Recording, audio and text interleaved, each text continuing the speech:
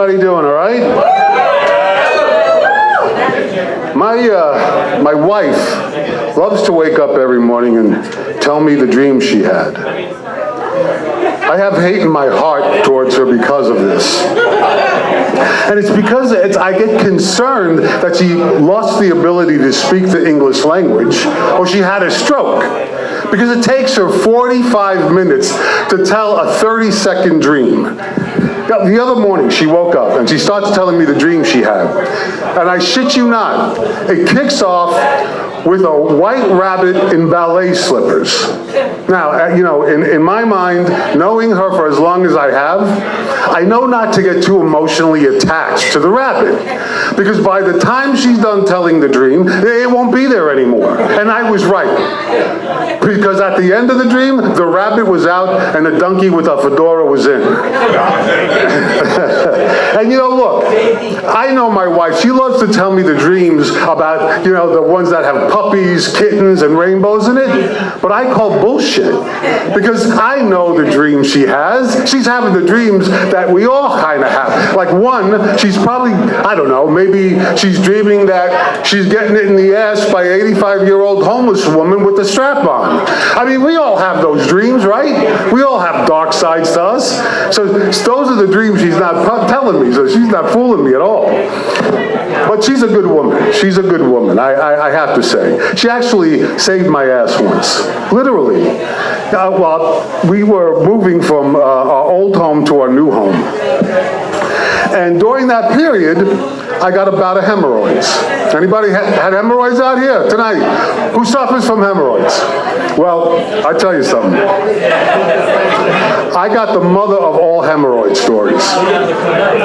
So as we were moving this home from one home to the other, the pain was so bad.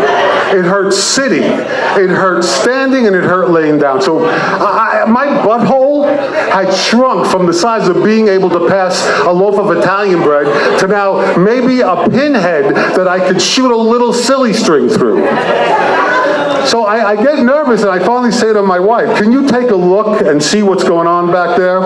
So I drop my drawers, right? I jump on the bed and I get into position where I go, all right, can you see anything? What's going on there? And the first thing I hear her say is, and I go, what the fuck? She goes, it looks like there's a pink alien trying to escape from your ass. And I go, what pink alien? She was so petrified, she convinces me to go to the emergency room. So I get to the emergency room, and the doctor takes one look at the pink alien and says, you're not leaving here today. We got to do an emergency hemorrhoidectomy. What had happened was my hemorrhoids had swollen so much that they pushed my rectum out of my butthole.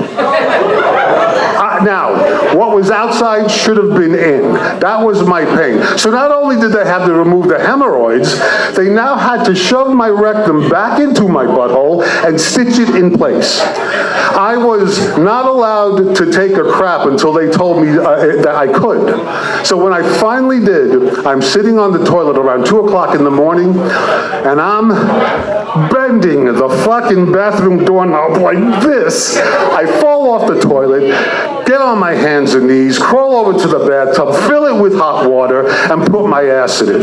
And I cried like a little bitch.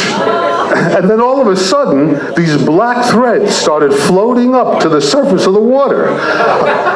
You think this is a fucking true story. I felt like I was on an episode of Black Mirror.